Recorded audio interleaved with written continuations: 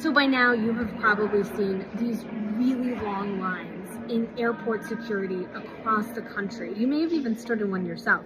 And you might be asking, what is Congress going to do about it? Because Congress is the reason that these TSA lines are getting so long. If you remember, back in February, Republicans and Democrats had a disagreement about immigration enforcement practices across the country. Democrats were so fed up with what had taken place in Minneapolis after the death of Alex Preddy that they argued they were not willing to give 1 more cent of funding to those agencies until they saw massive reforms. Well, those talks are still ongoing and they've made such little progress, but there are signs that maybe things are starting to change. Despite the fact that lawmakers tell me that these negotiations are still in their early stages, we had a major move on Friday night when Tom Homan, a top official at DHS, came to the Capitol to negotiate for the second time this week with Senate appropriators. Now, these are the first in-person talks that we have seen on Capitol Hill with the principals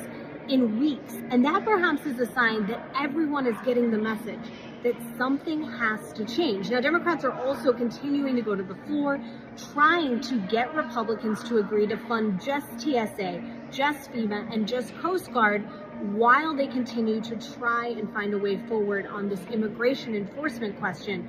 But Republicans aren't going for that. So far, they argue they want the entire agency to be funded. So stay tuned whether or not these talks with Tom Homan yield anything in the next couple of days.